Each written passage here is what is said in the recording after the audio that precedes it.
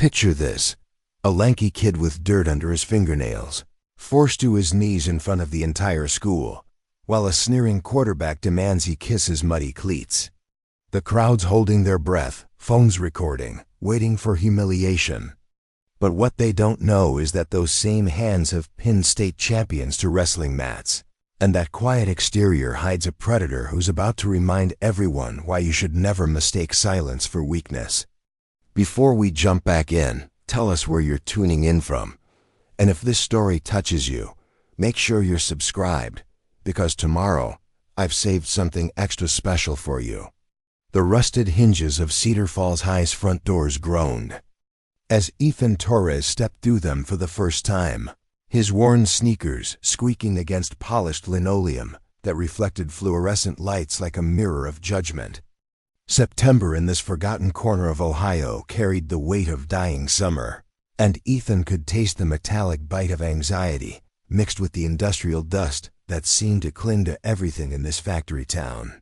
At 17, he'd grown accustomed to being the new kid, but Cedar Falls felt different, smaller, more suffocating. His dark hair fell across his forehead as he clutched a crumpled schedule, the paper damp from nervous sweat. Ethan had always been tall for his age, but he carried himself like he was trying to fold inward, shoulders hunched, eyes scanning the hallways with the careful attention of someone who'd learned that trouble usually announced itself with whispers and pointing fingers. The other students moved in practiced patterns, their conversations flowing around him like water around a stone, completely unaware of the storm that had just walked through their doors. Cedar Falls High wore its small-town pride like a badge of honor. Eagle blue and gold banners hung from every corner, proclaiming conference championships and homecoming victories that stretched back decades. The trophy cases gleamed with football memorabilia, each piece polished to perfection, while faded newspaper clippings celebrated local heroes who'd got onto college scholarships and small-town legend status. This was football country, where Friday night lights mattered more than Monday morning grades, and where your worth was measured by how well you could carry a pigskin down 100 yards of turf. What the trophy cases didn't show, what nobody talked about anymore, was the empty space where wrestling awards used to sit. Budget cuts 3 years earlier had eliminated the program, sending Cedar Falls grapplers to neighboring schools or early retirement from the sport entirely. The wrestling room now served as storage for broken desks and outdated textbooks, its mats rolled up and forgotten like dreams deferred. Ethan navigated the maze of lockers and classroom doors, noting the social geography with the practiced eye of someone who'd mapped similar territories in Phoenix, Denver, and 2 other towns before that. Construction work had taken his family across the country, chasing contracts and paychecks that never seemed to last long enough. His father, Frank Torres, carried the calloused hands and sun-weathered face of a man who'd built bridges and watched them crumble, literally and figuratively. The latest economic downturn had hit their family like a sledgehammer, forcing them to pack everything they owned into a U-Haul and chase rumors of steady work in Ohio's Rust Belt. The morning passed in a blur of introductions and awkward silences. Teachers pronounced his last name wrong.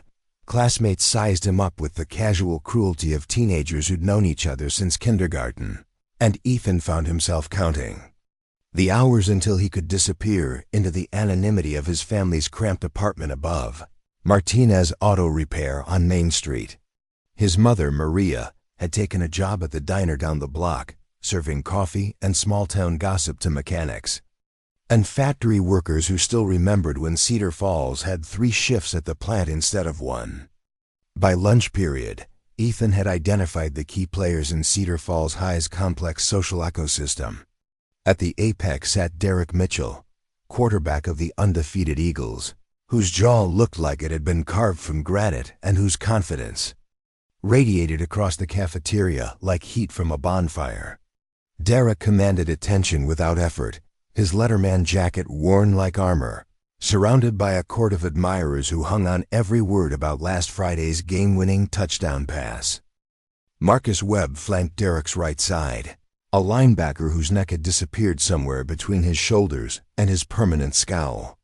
Shane Collins worked the left flank, phone constantly in hand, documenting every moment of their reign for social media posterity.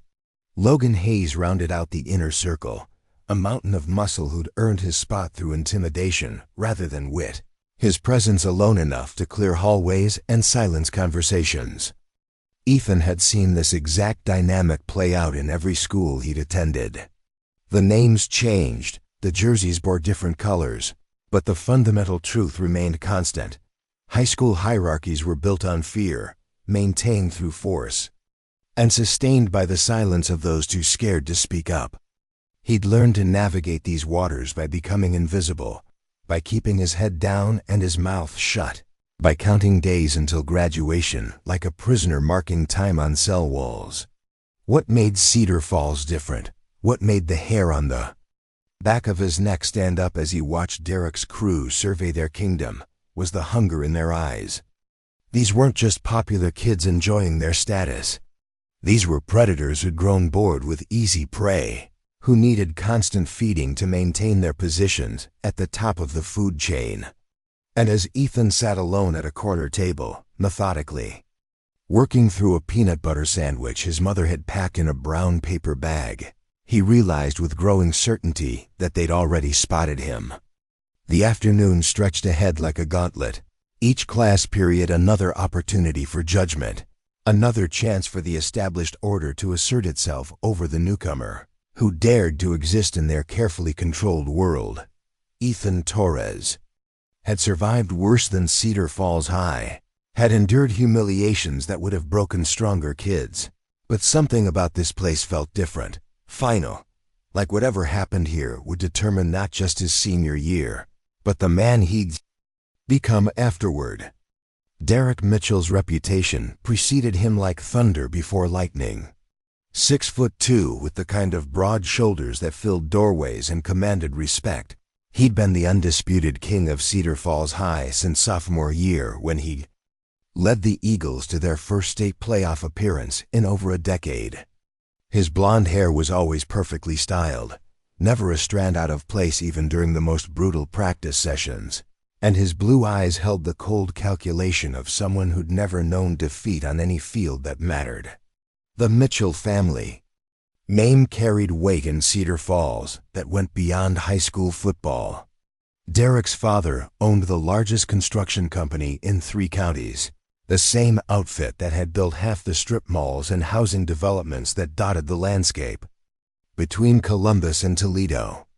Money meant influence, influence meant protection, and protection meant Derek could operate by his own rules within the carefully maintained facade of small-town respectability. His inner circle had been carefully cultivated over years of shared victories and mutual dependence. Marcus Webb played the role of enforcer with enthusiasm that bordered on artistic. Standing just under 6 feet but built like a concrete block, Marcus had earned his position through a combination of genuine loyalty and barely controlled aggression that made even teachers step carefully around him. His buzzed head and permanent 5 o'clock shadow gave him the appearance of someone much older than 17, and he'd cultivated that intimidating presence into a weapon as precise as any blade. Shane Collins brought a different kind of value to the group.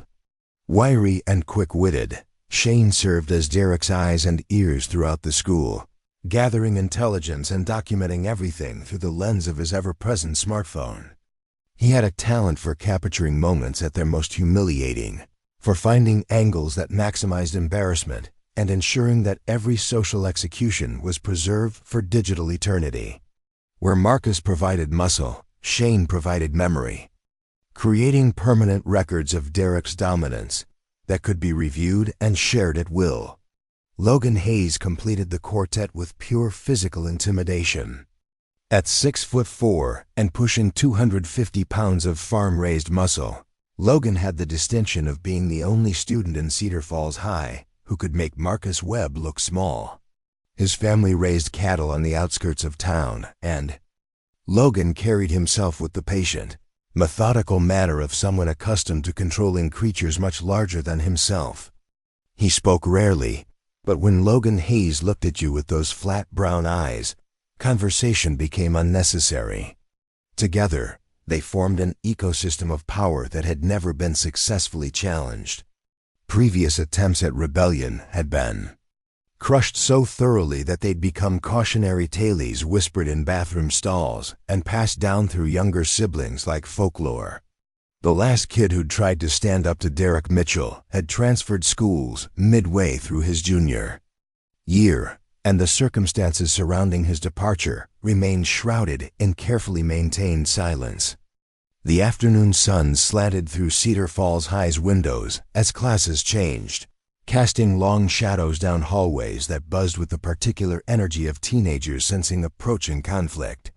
Ethan Torres moved through the corridors like a ghost, keeping to the walls, avoiding eye contact, practicing the invisible art he'd perfected across multiple schools in multiple states.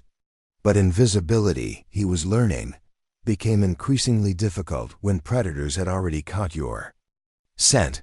It started small, as these things always did. A shoulder bump that sent Ethan's book sprawling across the hallway floor. Preparing and narrating this story took us a lot of time, so if you are enjoying it, subscribe to our channel. It means a lot to us. Now back to the story. An accidentally spilled drink that soaked through his backpack during lunch. Comments just loud enough to be heard, but quiet enough to deny. Observations about his clothes, his accent, his obvious status as an outsider in their carefully maintained social order. Derek orchestrated these minor humiliations with the precision of a conductor leading a symphony, never directly participating, but always present, always watching, always evaluating. He understood that true power came not from explosive displays of dominance, but from the gradual erosion of dignity, the slow process of teaching victims their proper place in the hierarchy through accumulated small defeats. The pattern continued for 3 days, each incident slightly more aggressive than the last, each humiliation witnessed by growing crowds of students who recognized the familiar choreography of social destruction. Ethan endured it all with the stoic patience of someone who'd survived worse. But Cedar Falls felt different somehow. More personal. More final. Wednesday afternoon brought the first direct confrontation. Ethan was leaving his last class when he found Derek Mitchell leaning against his locker, flanked by his usual entourage and surrounded by a semicircle of students who'd sensed impending entertainment. The hallway had that particular quality of forced casualness that preceded violence. Everyone pretending to mind their own business while positioning themselves for optimal viewing angles. Derek's smile was all teeth and no warmth as Ethan approached. Well, if it isn't our new friend Ethan Torres." He pronounced the last name with exaggerated precision, rolling the R with theatrical flair. "How are you settling into our little town? Finding everything you need?" The question hung in the air like smoke from a lit fuse. Ethan kept his expression neutral, his voice steady. "Just fine, thanks." He reached for his locker combination, but Marcus Webb's hand slammed against the metal door, the sound echoing through the suddenly quiet hallway like a gunshot. "That's funny," Derek continued, his tone conversational despite the obvious threat, radiating from his crew. "Because I've been hearing some concerning things. People are saying you think you're better than us, simple country folk. That you look down on our school, our town, our way of life." Ethan turned to face Derek directly, recognizing the familiar setup that preceded every social execution he'd witnessed over the years. "I haven't said anything like that to anyone." Shane Collins had his phone out, camera rolling, capturing every word and facial expression for later review and distribution. Logan Hayes blocked the hallway behind Ethan, cutting off any potential retreat. Marcus maintained his position at the locker, effectively trapping Ethan in a triangle of muscle and malicious intent. "See, that's the problem with your kind," Derek said, taking a step closer. "Always lying, always trying to play innocent. we know what you really think about us. We know you consider yourself some kind of hotshot because you've lived in big cities while we've been stuck here in nowhere. Ohio. The accusation was so far from Ethan's actual thoughts that he almost laughed. If anything, he envied these kids their stability, their deep roots, their certainty about where they belonged in the world. But he'd learned years ago that logic held no power in situations like this, that facts were irrelevant when the outcome had already been determined. "I don't think I'm better than anyone," Ethan said quietly. "I'm just trying to get through senior year like everybody else." Derek's laugh was sharp and humorless. "Getting through senior year, right. Well, here's the thing about getting through senior year at Cedar Falls High. There are rules, traditions, ways of doing things that go back generations. And one of those traditions is showing proper respect to your betters." The circle of spectators tightened imperceptibly, phones appearing like flowers blooming in digital spring. Teachers had mysteriously vanished from the hallways, leaving the theater clear for whatever performance Derek had planned. Ethan could feel his heart rate increasing, not from fear but from a familiar sensation that he'd spent years learning to control, a rising tide of something hot and dangerous that wanted to remind everyone in this hallway exactly who they were dealing with. "You see these?" Derek lifted one foot, showing off a pristine white sneaker that probably cost more than Ethan's family spent on groceries in a month. "These are game shoes, championship shoes. They've walked on fields where legends are made, where boys become men through blood and sweat and sacrifice. They deserve respect." Marcus and Logan exchanged glances, recognizing the familiar rhythm of Derek's build-up. Shane adjusted his camera angle, ensuring he captured every moment of what was about to unfold. The surrounding students pressed closer, sensing the approaching climax of a show they'd witnessed too many times before. "So here's what's going to happen," Derek continued, his voice dropping to an intimate whisper that somehow carried throughout the entire hallway. "You're going to get down on your knees right here in front of everyone, and you're going to kiss these shoes. You're going to show them the respect they deserve, and by extension, show me the respect I deserve. And maybe, just maybe, I'll consider letting you finish your senior year without any more unpleasant incidents." The silence that followed was absolute. Even the usual background noise of a functioning high school seemed to pause, as if the building itself was holding its breath. Ethan Torres stood motionless, his dark eyes fixed on Derek Mitchell's face, and for just a moment, something flickered in his expression that made the quarterback take an involuntary step backward. But the moment passed, and Derek's confidence returned with interest. After all, this was his school, his town, his kingdom. And kingdoms required subjects who knew their place. The demand hung in the air like poison gas, spreading through the crowded hallway until every student within earshot felt the toxic weight of Derek Mitchell's ultimatum. Ethan Torres remained perfectly still, his worn sneakers planted on the polished linoleum as if he'd grown roots through the floor. His dark eyes never left Derek's face, studying the quarterback with an intensity that made several onlookers shift uncomfortably. The silence stretched beyond awkward into something approaching dangerous, a taut wire that could snap in either direction. Derek's smirk widened as he interpreted Ethan's stillness as submission. This was the moment he lived for, the precise instant when resistance crumbled and social order reasserted itself through public demonstration. He'd performed this ritual dozens of times before with various victims, each humiliation carefully calibrated to reinforce his position at the apex of Cedar Falls High's food chain. The shoe kissing was a masterstroke of degradation, combining physical submission with symbolic worship that would echo through the school's collective memory for years to come. "I'm waiting," Derek announced, his voice carrying the lazy confidence of someone who'd never been denied anything he truly wanted. "Knees on the floor, new boy. Show everyone what respect looks like."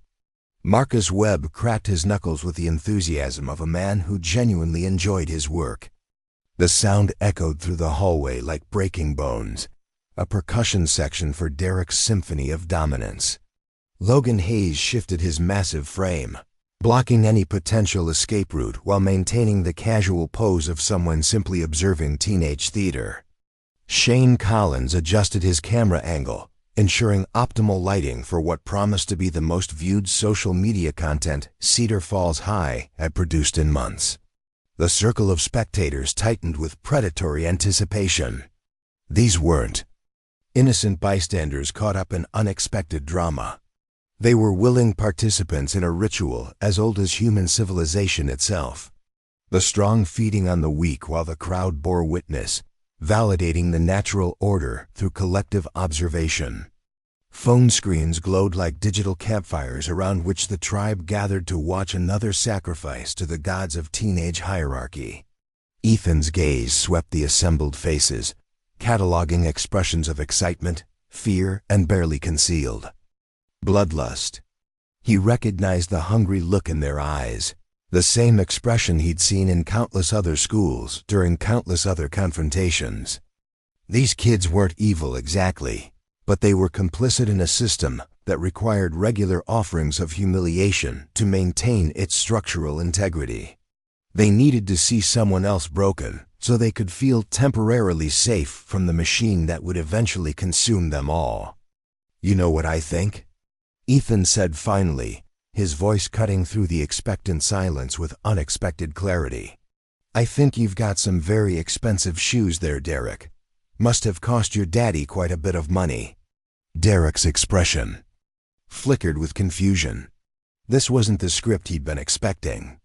Victims were supposed to plead or cry or collapse into stammering submission. They weren't supposed to make casual observations about footwear economics with the tone of someone discussing the weather. "What did you just say to me?"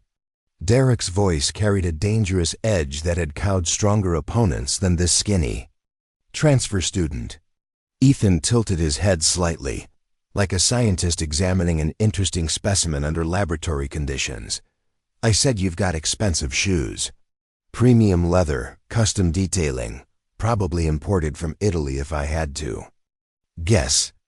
Your father must really love you to spend that kind of money on high school footwear." The words themselves were innocuous, but something in Ethan's delivery made them feel like accusations. Derek felt his carefully maintained composure beginning to crack around the edges, uncertainty creeping into territory that had always been absolutely secure. This wasn't how these encounters were supposed to unfold. "Get on your knees," Derek repeated, but his voice had lost some of its earlier authority.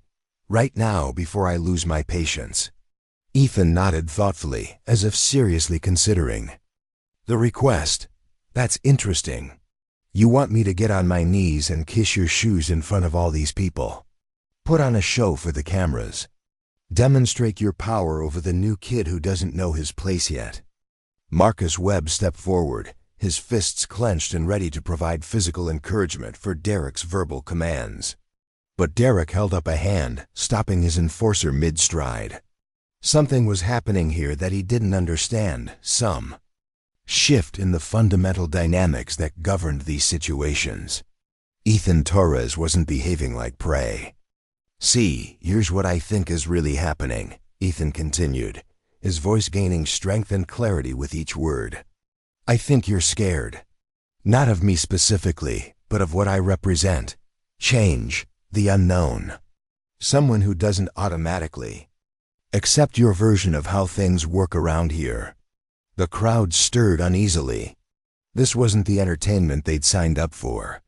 Public humiliations were supposed to follow established patterns, predictable rhythms that reinforced everyone's understanding of social physics.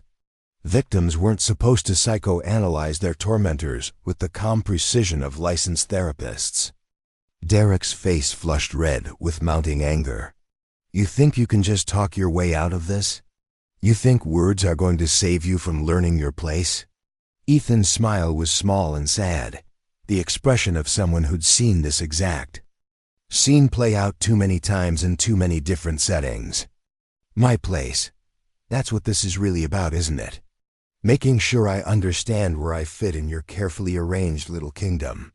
Shane Collins continued filming, but his hands were shaking slightly. This footage wasn't developing the way he'd anticipated. Instead of capturing another triumph for Derek's highlight reel, he was documenting something that looked increasingly like psychological warfare being waged by the supposed victim against his supposed oppressor.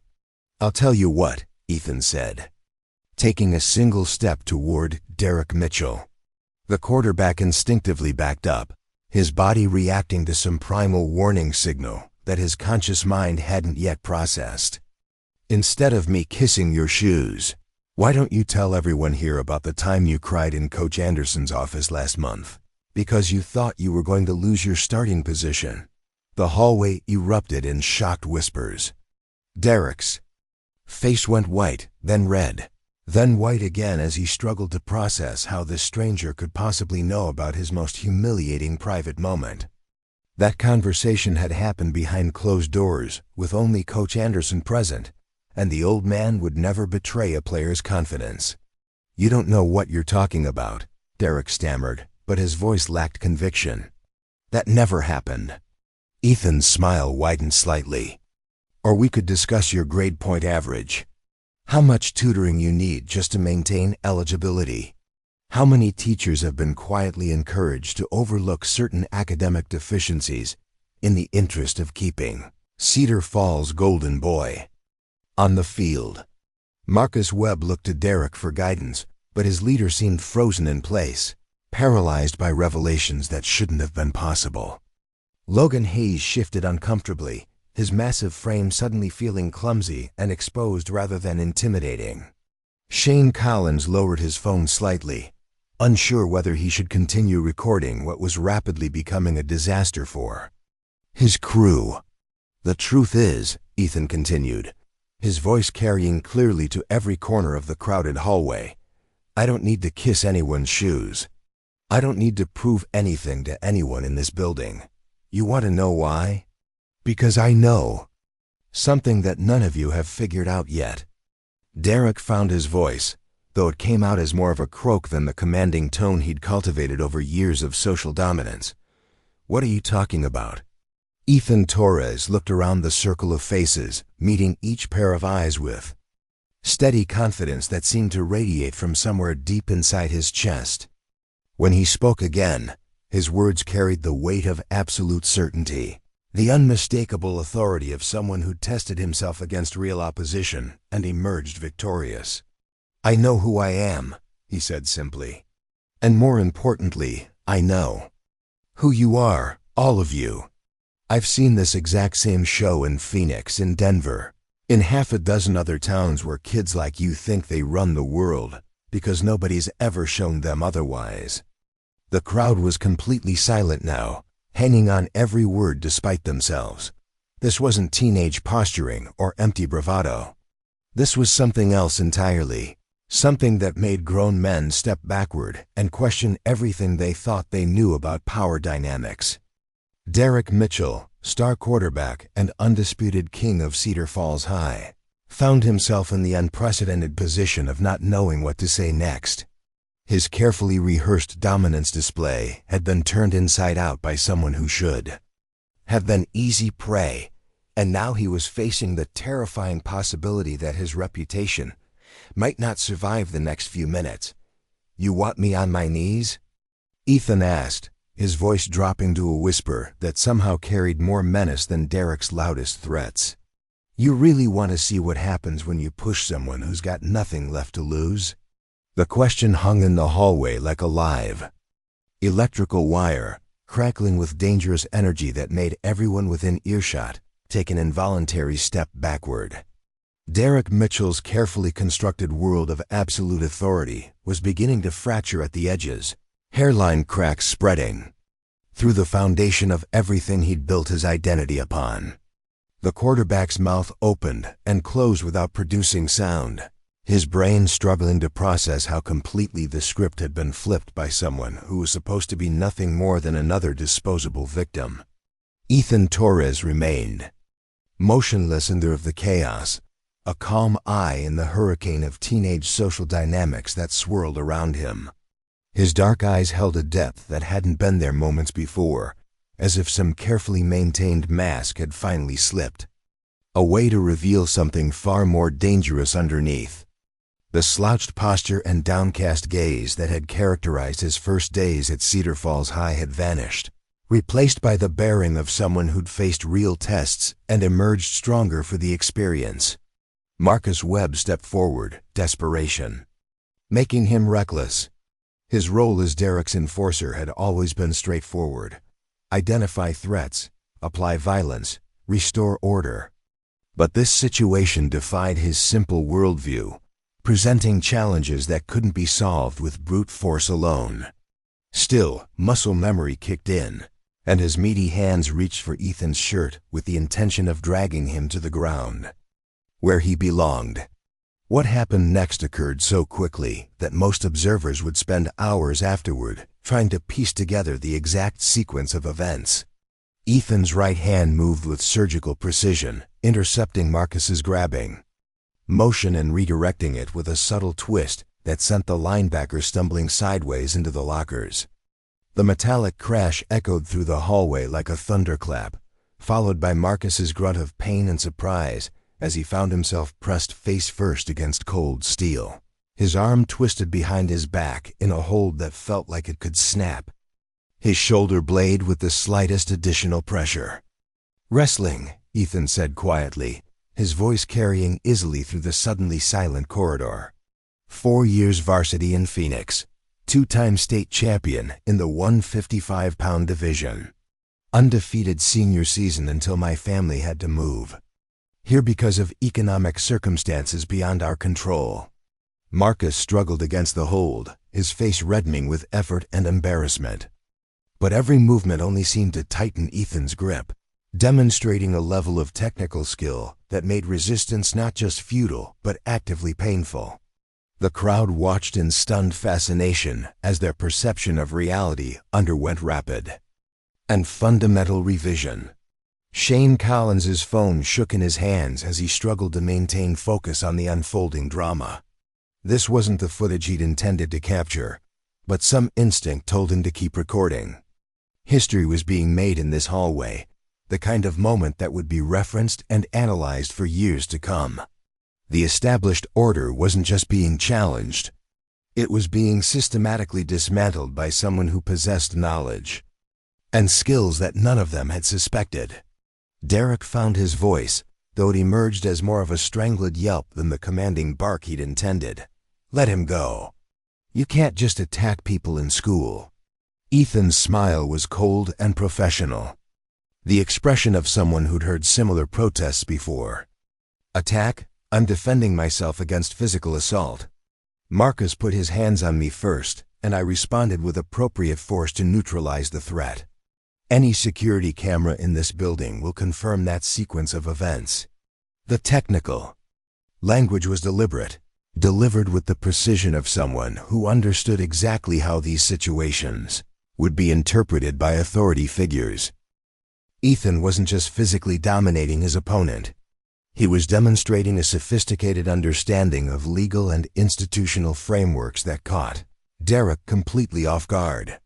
Logan Hayes moved to help his teammate, but Ethan's free hand came up in a gesture that stopped the massive farm boy in his tracks.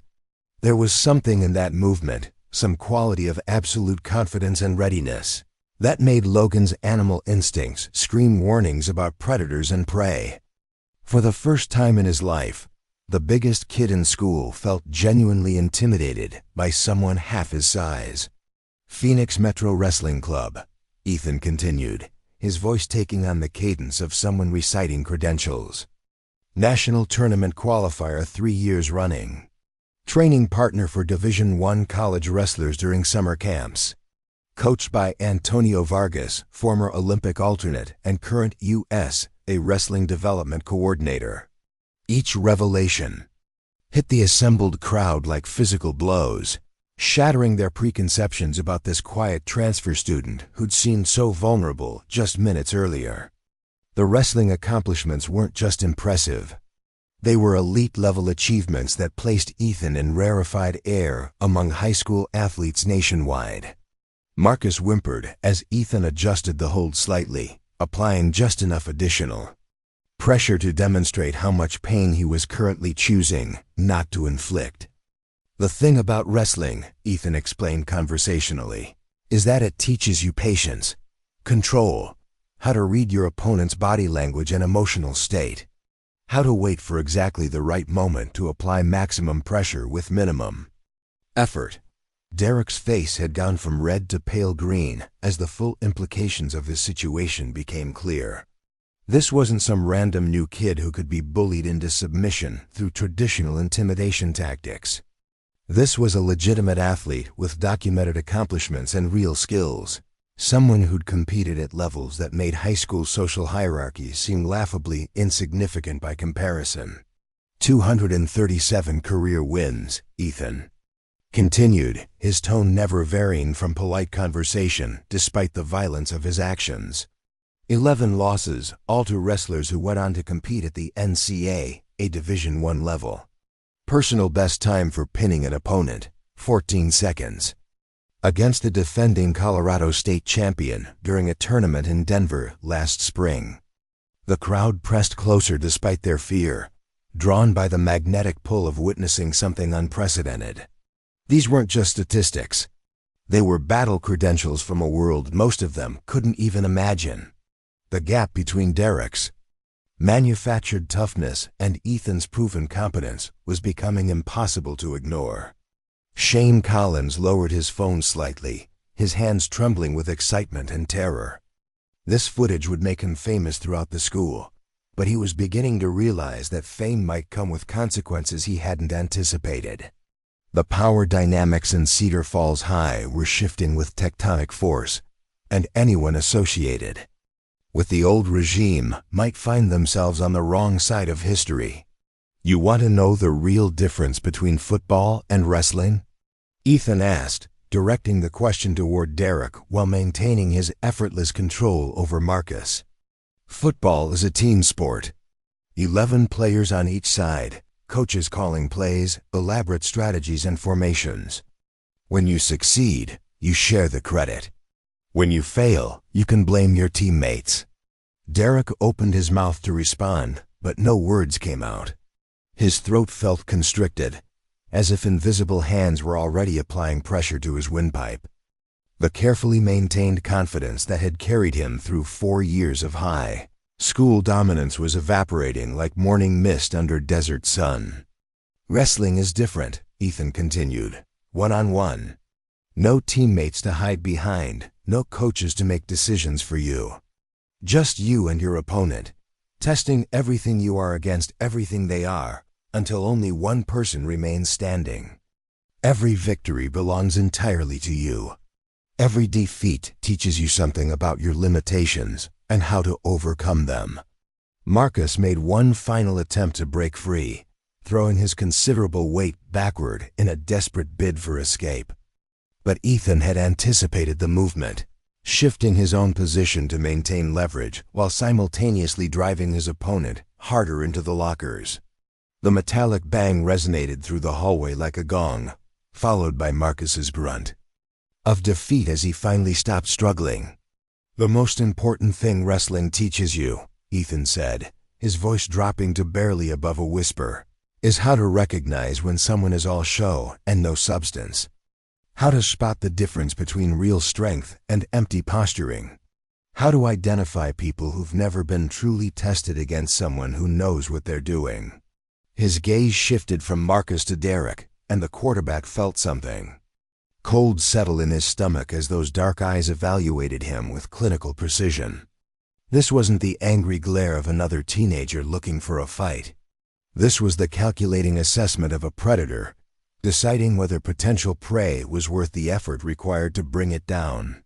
"So here's what's going to happen," Ethan announced, his voice carrying clearly to every corner of the crowded hallway.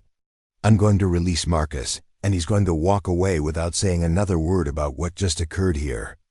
You're going to take your crew and find somewhere else to be for the rest of the afternoon. And tomorrow, we're all going to pretend this little misunderstanding never happened. Derek's mouth worked soundlessly, his brain struggling to process. The complete reversal of everything he'd believed about power and control. The script had been torn up and rewritten by someone who operated according to rules he'd never encountered before. Someone who possessed capabilities that made his own achievements seem hollow and meaningless by comparison.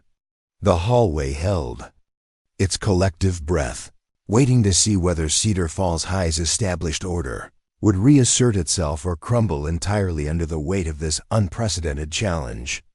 Derek Mitchell's world collapsed in the space between one heartbeat and the next.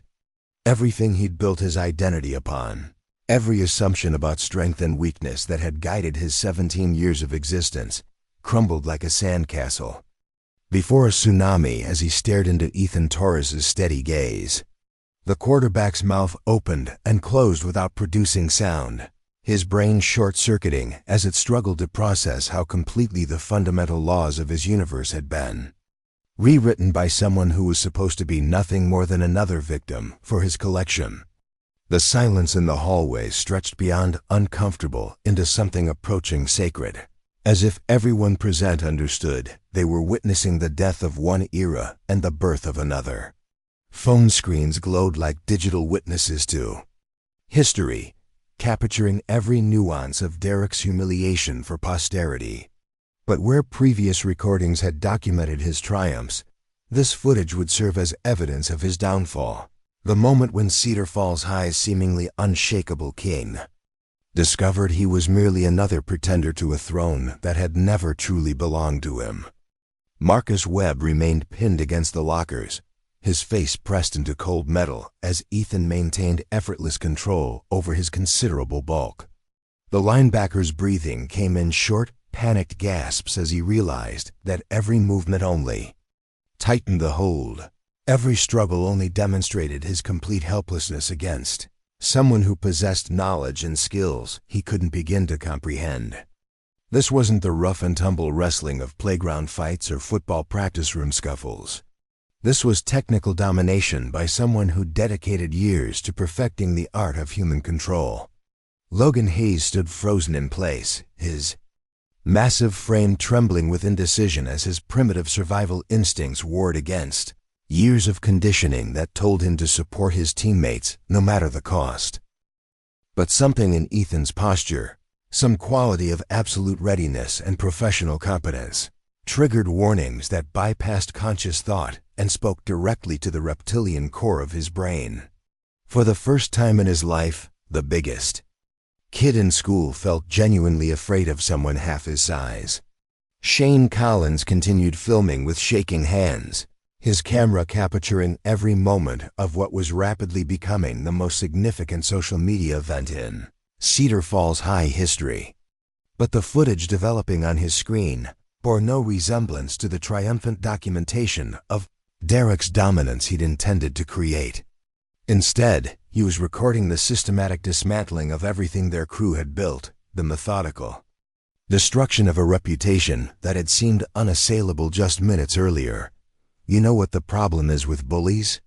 Ethan asked conversationally, his voice carrying clearly through the hushed corridor as he maintained his casual grip on Marcus's twisted arm. "They operate under the assumption that everyone else is just as weak and frightened as they are. They can't conceive of encountering someone who's actually been tested against real opposition, someone who's earned their strength through legitimate means rather than inherited it through accident of birth or social circumstance." Derek's face cycled through a rainbow of colors as blood pressure and adrenaline played havoc with his cardiovascular system. The careful composure he'd cultivated over years of social manipulation was disintegrating in real time, leaving behind the raw terror of someone who'd built his entire identity on foundations that were proving to be made of smoke and mirrors. "I've competed against Division I college wrestlers," Ethan continued, his tone never varying from polite conversation, despite the violence of his demonstration. "Kids who've been training since they were 5 years old, who eat, sleep, and breathe wrestling 12 months a year. Who've sacrificed everything normal teenagers care about in pursuit of excellence, that most people can't even imagine. You think some small-town quarterback who's never faced real adversity is going to intimidate someone who's gone toe-to-toe with the best athletes in the country. The crowd pressed closer despite their fear, drawn by the magnetic pull of witnessing something that would be discussed and analyzed for years to come. These weren't just casual boasts or teenage posturing. This was a warrior reciting battle credentials from a world they'd never known existed. Someone whose accomplishments placed him in rarefied air that made their petty high school hierarchy seem laughably insignificant by comparison. Marcus whimpered as Ethan adjusted his grip slightly, applying just enough additional pressure to demonstrate how much pain he was currently choosing not to inflict. The linebacker's legs began to shake with the strain of maintaining his awkward position, and sweat beaded on his forehead as he realized that escape wasn't just unlikely, but physically impossible. He was completely at the mercy of someone who operated according to rules he'd never encountered before. "Phoenix Metropolitan Wrestling Academy," Ethan announced, his voice taking on the cadence of someone reciting a resume to a potential employer. 4 years of intensive training under former Olympic competitors. Daily practice sessions that would break most high school athletes before they made it through warm-ups. Sparring partners who've medaled at national tournaments and gone on to compete at universities that recruit talent from around the world. Each revelation struck the assembled students like physical blows, shattering their preconceptions about this quiet transfer student who'd seemed so vulnerable during his first days at their school. The wrestling accomplishments weren't just impressive. They represented a level of dedication and achievement that exposed the hollow nature of everything Derek's crew had mistaken for strength. Derek found his voice, though it emerged as more of a strangled croak than the commanding bark he'd intended. "This is assault. You can't just attack people in school. There are rules, consequences." Ethan's laugh was soft and genuinely amused. The sound of someone who'd heard similar protests from countless other bullies, who'd suddenly discovered they weren't the apex predators they'd imagined themselves to be. "Assault? I'm defending myself against physical aggression initiated by your associate here. Marcus put his hands on me first, and I responded with appropriate force to neutralize a legitimate threat. Any security camera in this building will confirm that sequence of events, along with audio recordings of your demand that I perform acts of submission that constitute harassment under both school policy and state law."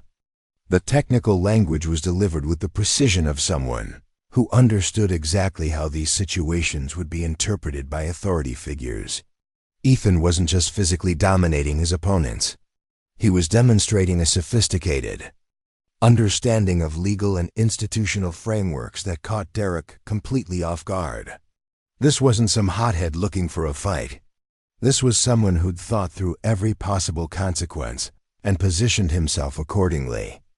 "The thing about legitimate consequences," Ethan continued, shifting his weight slightly to maintain optimal leverage over Marcus's increasingly desperate struggles, "is that they apply equally to everyone. You've been operating under the assumption that your family's money and your athletic status provide some kind of immunity from accountability. But harassment, intimidation, and assault are still crimes regardless of who commits them or what jersey they wear on Friday nights." Shane Collins lowered his phone slightly, his hands trembling as he began to understand the implications of what he'd been recording. This footage wouldn't just document Derek's humiliation. It would serve as evidence in any disciplinary proceedings that might follow. The power dynamics at Cedar Falls High were shifting with tectonic force, and anyone associated with the old regime might find themselves facing consequences they'd never anticipated. Logan Hayes took a tentative step forward, loyalty to his teammates finally overriding the primitive warnings that screamed at him to retreat. But Ethan's free hand came up in a gesture that stopped the massive farm boy in his tracks, fingers positioned in a configuration that suggested extensive knowledge of pressure points and nerve manipulation techniques. "I wouldn't recommend it," Ethan said mildly, his attention never wavering from Derek's face despite the potential threat from behind. Your friend Marcus here is discovering what happens when someone with actual training encounters amateur hour intimidation tactics. I'd hate for you to have the same educational experience, especially since your family probably depends on your agricultural labor income to keep their operation profitable. The casual reference to Logan's economic circumstances hit like a slap across the face. These weren't random observations. They were precisely targeted insights that demonstrated a level of intelligence gathering that none of them had suspected. Ethan hadn't just been keeping his head down during his first week at Cedar Falls High. He'd been studying them, learning their weaknesses and vulnerabilities with the methodical patience of a predator evaluating potential threats. 243 career victories, Ethan announced, his voice carrying easily to every corner of the crowded hallway. 11 defeats, all against wrestlers who went on to compete at NCAA Division I programs. Personal record for fastest pin, 11 seconds against the defending Colorado State champion during regionals last spring. Technical falls, major decisions, and pins distributed roughly equally across my competitive history, demonstrating proficiency in all aspects of the sport rather than reliance on any single technique or approach. The statistics weren't just impressive. They were devastating proof of sustained excellence at the highest levels of amateur wrestling. Derek's own athletic accomplishments, which had seemed so significant within the context of small-town high school football, appeared pathetic by comparison. He was a local celebrity facing someone who'd competed on the national stage and emerged victorious against opposition that would have destroyed him completely. Marcus made one final, desperate attempt to break free, throwing his considerable weight backward in a last-ditch bid for escape. But Ethan had anticipated the movement, shifting his own position to maintain leverage while simultaneously driving his opponent harder into the lockers. The metallic crash echoed through the hallway like a gunshot, followed by Marcus's grunt of defeat as he finally accepted the futility of resistance. Wrestling teaches you things about yourself that other sports never touch, Ethan explained, his breathing remaining steady despite the physical exertion of controlling someone significantly larger than himself. When you're alone on that mat, with 6 minutes on the clock and someone trying to break your will, you discover what you're really made of. No teammates to rely on, no coaches to call timeout when things get difficult. Just you and your opponent, testing everything you are against everything they are until only one person walks away victorious. Derek's legs felt weak as the full implications of his situation crystallized in his mind. This wasn't just another high school confrontation that could be resolved through traditional displays of dominance or social pressure. He was facing someone who'd been forged in competitive fires that would have melted him completely. Someone whose accomplishments made his own seem hollow and meaningless by comparison. The most valuable lesson wrestling teaches, Ethan continued, his voice dropping to barely above a whisper while somehow remaining audible throughout the silent corridor, is how to identify people who've never been truly tested. How to recognize the difference between legitimate strength and empty posturing. How to spot individuals who've built their entire identity on foundations that crumble the moment they encounter real opposition. His gaze shifted from Marcus to Derek, and the quarterback felt something cold settle in his stomach as those dark eyes evaluated him with clinical precision. This wasn't the angry glare of another teenager looking for a fight. This was the calculating assessment of an apex predator, determining whether potential prey was worth the energy required to bring it down. You want to know what real strength looks like? Ethan asked, his question directed specifically at Derek while his grip on Marcus remained steady and unbreakable. It's not about intimidating people who can't defend themselves. It's not about using social pressure or family money to avoid consequences for your actions. It's about testing yourself against the best competition available and earning respect through legitimate achievement rather than inherited privilege.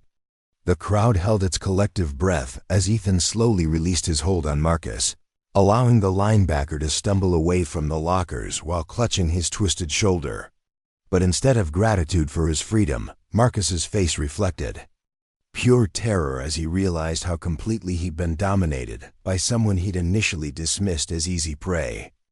Derek opened his mouth to reassert his authority, to salvage something from the wreckage of his reputation, but the words died in his throat as Ethan took a single step in his direction. The movement was casual, almost lazy, but it carried implications. That made the quarterback's primitive survival instincts scream warnings about immediate and overwhelming danger. "Here's what's going to happen," Ethan announced, his voice carrying the quiet authority of someone accustomed to being obeyed without question. "You and your crew are going to walk away from this hallway without saying another word. You're going to spread the message throughout this school that Ethan Torres is off limits for your little intimidation games. And if I hear about any retaliation, attempts, any rumors being spread, or any continued harassment of students who can't defend themselves, I'm going to demonstrate techniques that make what just happened to Marcus look like gentle encouragement." Shane Collins's phone captured every word, every subtle shift in body language that accompanied Ethan's ultimatum. The footage would circulate through Cedar Falls High within hours, ensuring that everyone understood exactly how completely the established order had been overthrown by someone who possessed capabilities none of them had suspected. Derek's face cycled through expressions of rage, humiliation, and growing terror as he struggled to process his complete defeat.